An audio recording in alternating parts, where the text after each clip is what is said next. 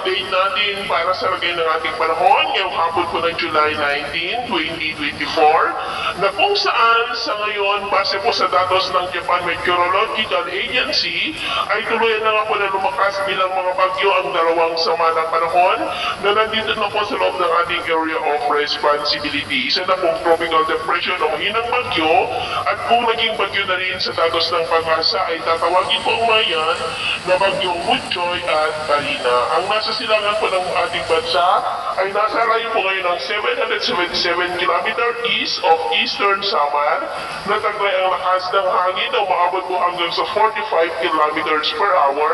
habang patuloy pa din itong tumikilos pa northwestward na nagbabantang tumbukin ang Taiwan habang patuloy po na lumalakas pero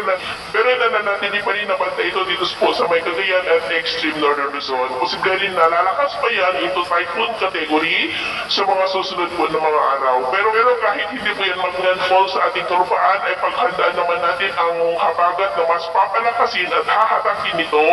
na siya pa rin pong magpapatuloy na magpapaulan dito po sa malaking bahagi ng ating bansa lalo na po sa western section. Ang nasa West Philippine Sea naman ay kumikilos na po yan palayo, papalabas na po sa ating area of responsibility sa susunod po na mga oras. At ito nga ang pinapakita ng forecast model natin pong ginagamit hanggang po sa susunod na 2 linggo o hanggang sa matapos ang buwan na ito ay may banda pa rin ang mga pamumuo po ng mga bagyo. At sa lagay ng ating panahon, ngayong hapon ay mula pang kalangitan with isolated rains sa ilang bahagi ng Ilocos Region, Cordillera,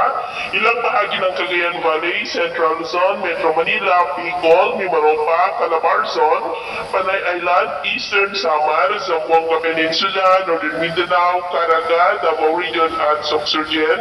na posibleng magtuloy-tuloy ang mga isolated rains na yan sa ilang bahagi na lamang ng ating bansa hanggang mamayang gabi, kaya mag-ingat pa rin po tayo sa posibleng banta pa rin ng mga pagbaha at pagguho ng lupa. At sa atin naman po mga baybayin, wala naman po tayong nakataas na namang warning signals, pero mag-ingat lamang po kung pabalaod tayo para po mas makaiwas sa mga sakunang pang